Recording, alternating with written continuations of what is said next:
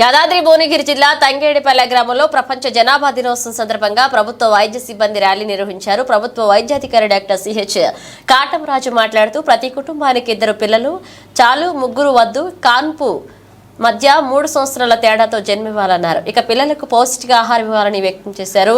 ఈ ర్యాలీ కార్యక్రమంలో DPM Basavaraju, nursing officer సౌజన్య, Jhansi Lakshmi, MPH Venugopal, శ్రీనివాస్తో పాటు ఏఎన్ఎంఎస్ మరియు ఆశాలు పాల్గొన్నారు.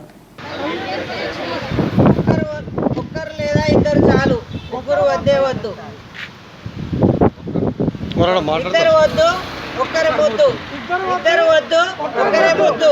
తల్లి బిడ్డకు ఎడం, తల్లి బిడ్డకు క్షేమం, తల్లి బిడ్డకు ఎడం, తల్లి బిడ్డకు క్షేమం.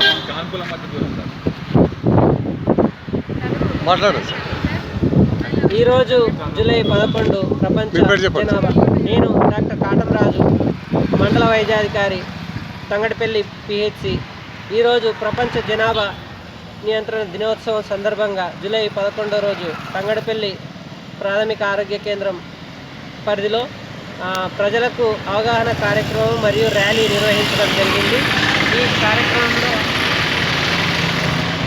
ఊరి ప్రజలు, గర్భిణీ స్త్రీలు మరియు అదేవిధంగా మన సంబంధిత స్టాఫ్, ఏఎన్ఎంస్, ఆశాసు, సపోర్టింగ్ స్టాఫ్ అందరూ పార్టిసిపేట్ చేసి ప్రజలందరికీ అవగాహన కల్పించారు.